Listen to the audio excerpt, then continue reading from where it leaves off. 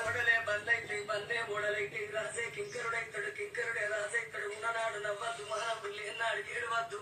కష్టం వచ్చినాడు బాధపడద్దు సుఖం వచ్చినాడు నవ్వరాదు 15 రోజులు ఎందల 15 రోజులు అమావాస్య